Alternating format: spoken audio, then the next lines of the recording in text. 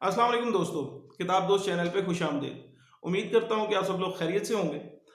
दोस्तों, चंद रोज़ कबल मैंने आप लोगों से ज़िक्र किया था कि मैं आइंदा अपनी वीडियोज़ में किताबों के रिव्यूज़ के साथ साथ ऐसे ड्रामों और मूवीज़ का रिव्यू भी किया करूँगा जिनकी अदबी या तारीख़ी हवाले से कोई अहमियत होगी।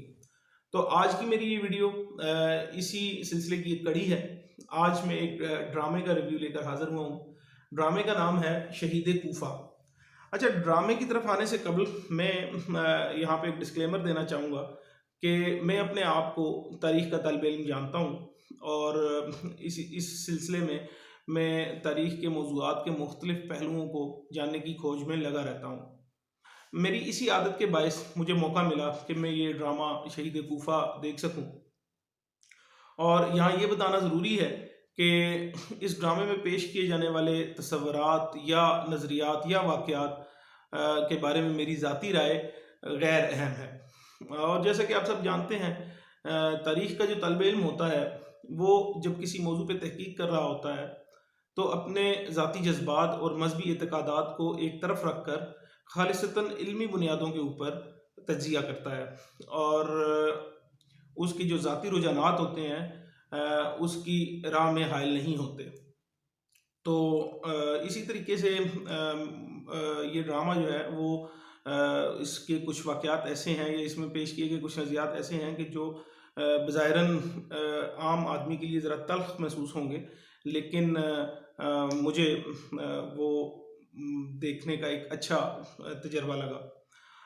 अच्छा, आते हैं ड्रामे की तरफ। ये ड्रामा जो है 1992 में ईरान में फ़ारसी ज़ुबान में नशर किया गया और इसकी टोटल इक़सात जो हैं वो 22 हैं।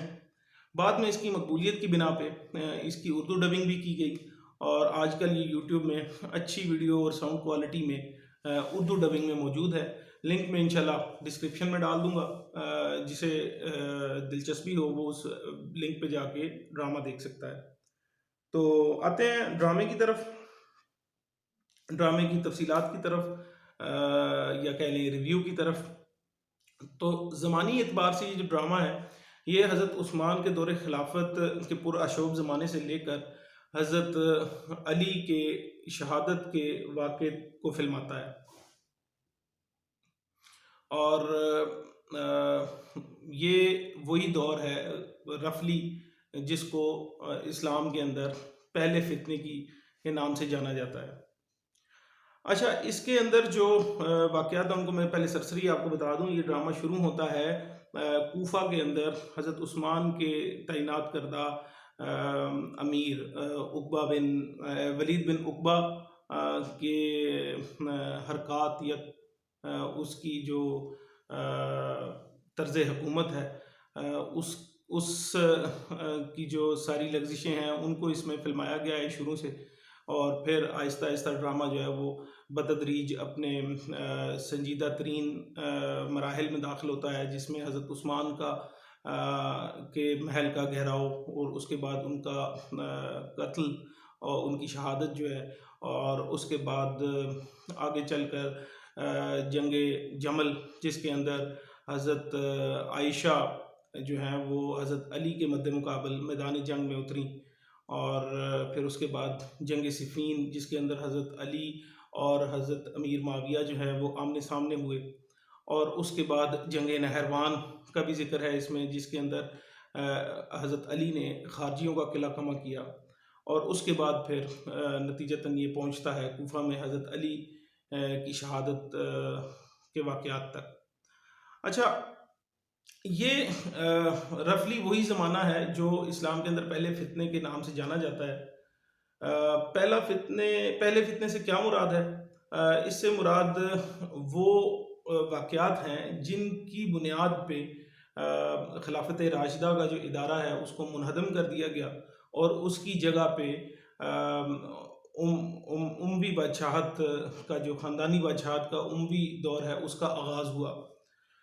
यहाँ पे मैं ज़िम्नन एक बात अर्ज़ करता चलूँ कि हमारे यहाँ अमूमी तौर पे इसको खिलाफत उमैया के दौर से जाना जाता है और इसके बाद के अदवार को खिलाफत अब्बासिया और खिलाफत उस्मानिया, मगर मेरी ज़ाती राय में ये सरासर गलत है।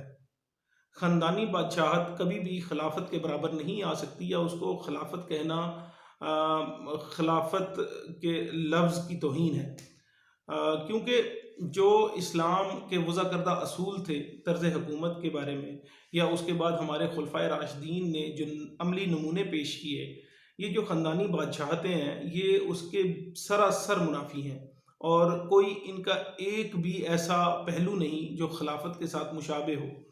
تو اس کو کہنا، بلکہ اس فتنے کی جو وجہ تھی وہ تھی یہی کہ مسلم معاشرے میں کچھ افراد یا کچھ گروہ ایسے نمودار ہو گئے تھے جو خلافت کی طرز حکومت سے نالاں تھے اور اپنے مفادات کی خاطر خاندانی بادشاہت کو ترجیح دے رہے تھے۔ تو لہٰذا اس کو میرے خیال میں خلافت کہنا درست نہیں۔ اچھا، واپس آتے ہیں اپنے موضوع کی طرف۔ دوستو، اسلام کے اندر دو بڑے فکر کے دھارے ہیں، ایک اہل سنت اور دوسرا اہل تشیع، اور ان دونوں کے درمیان جو بنیادی فرق ہے، نظریاتی فرق کہہ لیں، جو بعد میں پھر اعتقادی فرق بھی بنا، اور پھر اس کے بعد عملی عبادات، ہمارے تہوار بھی مختلف ہو گئے، اور سب کچھ پھر مختلف ہو گیا۔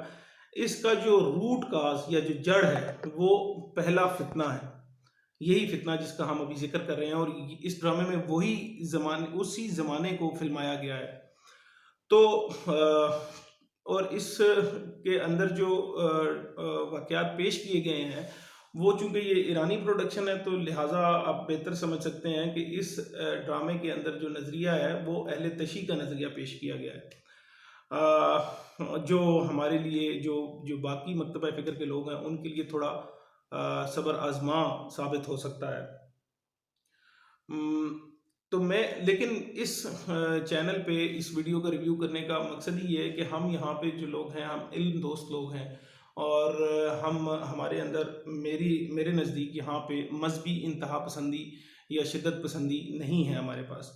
ہمارا مقصود ہے اصل علم تک پہنچنا، اور اصل علم تک پہنچنے کے لیے بسا اوقات آپ کو مخالف گروہ کا نظریہ بھی سمجھنے کی ضرورت سوری آپ کو علم تک پہنچنے کے لیے بسا اوقات مخالف گروہ کا بھی نظریہ سمجھنے کی ضرورت ہوتی ہے۔